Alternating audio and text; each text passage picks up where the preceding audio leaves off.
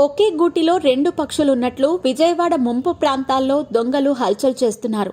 ఓవైపు సాయం అందిస్తూ కొందరు మానవత్వం చాటుకుంటూ ఉండగా, కొంతమంది దొంగలు చేతివాటం ప్రదర్శిస్తూ అవకాశాన్ని సొమ్ము చేసుకుంటున్నారు. బుడమేరు ముంపుతో అల్లాడుతున్న విజయవాడ వాసులను ఆదుకోవటానికి ప్రభుత్వంతో పాటుగా తమ వంతు చేయూతగా మానవత్వం ఉన్న ప్రతి ఒక్కరూ ముందుకొచ్చి వరద బాధితులకు సహాయాన్ని అందిస్తున్నారు.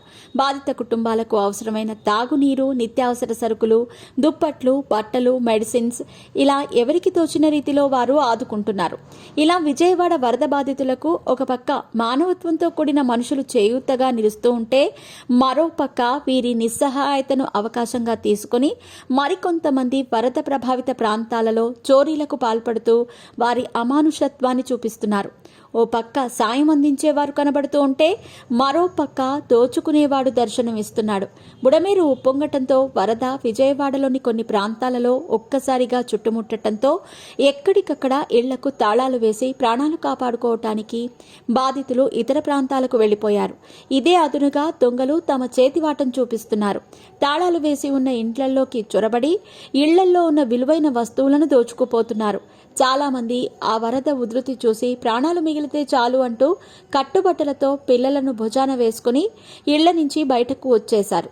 అయితే ఇప్పటికే ఇంటిలో ఉన్న విలువైన ఎలక్ట్రానిక్ సామాన్లన్నీ వరద పాలవటంతో కన్నీరు మున్నీరవుతున్న ప్రజలకు ఇప్పుడు ఈ దొంగల బెడద దడ పుట్టిస్తోంది. ఇంటి ముందు పార్కు చేసిన వాహనాల నుండి షట్టర్స్ వేసిన షాపుల వరకు అన్నింటి మీద తమ చేతివాటం ప్రదర్శిస్తున్నారు ఆగంతకులు.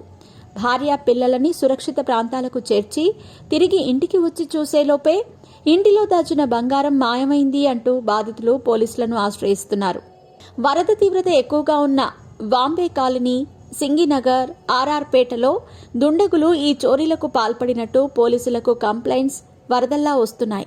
వరదలతో సర్వం కోల్పోయి కేవలం ప్రాణాలతో మాత్రమే మిగిలామంటూ కంటికి కునుకు లేకుండా రోధిస్తున్న బాధితులకు మానవత్వంతో అండగా నిలవాల్సింది పోయి, ఇలా వారి నిస్సహాయతను అవకాశంగా తీసుకుని రెచ్చిపోతున్న దొంగలను పట్టుకుని బాధితులకు కొంతమేరకైనా ఉపశమనం కల్పించాల్సిన బాధ్యత ఉన్నతాధికారులపై ఉంది. వరదలతో, విషపురుగులతో ఎప్పుడు ఏం జరుగుతుందో అనే భయం గుప్పిట్లో బిక్కుబిక్కుమంటూ గడుపుతున్న బాధితులకు ఇప్పుడు ఈ దొంగలు మరో సమస్యగా మారారు. అలాగే ప్రభుత్వం కూడా తక్షణమే ఈ సమస్య మీద స్పందించి వారి రక్షణకు తగిన ఏర్పాట్లు చేసి చోరీలకు పాల్పడుతున్న వారిపై కఠిన చర్యలు తీసుకోవాలి. ఆ దిశగా చర్యలు తీసుకోవాలని కోరుకుందాం.